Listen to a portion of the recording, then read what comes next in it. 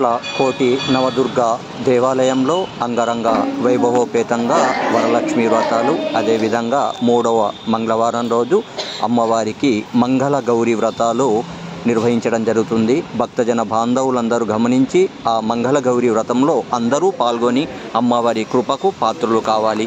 జై భవాని. శ్రావణ శుక్రవారం 3వ రోజండి.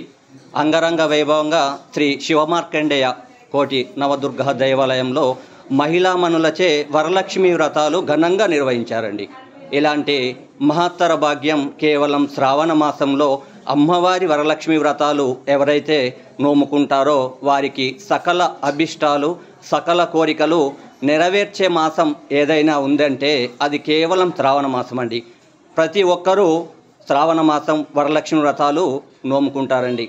ఎవరైతే వరలక్ష్మి అమ్మవారిని మనసారా నామస్మరణ చేసి వరలక్ష్మి వ్రతాలు ఎవరైతే నోముకుంటారో వారికి సకల అభిష్టాలు, సకల కోరికలు నెరవేర్చే రోజే శ్రావణ మాసం వరలక్ష్మి వ్రతాలండి.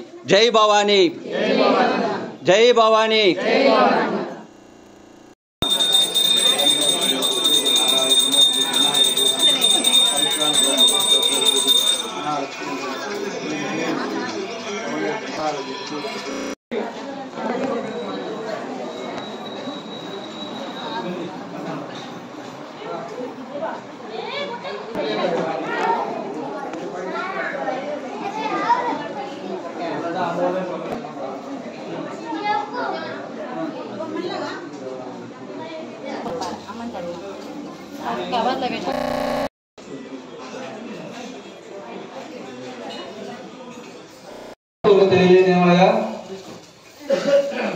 తేదీ 12/8/2025 మంగళవారం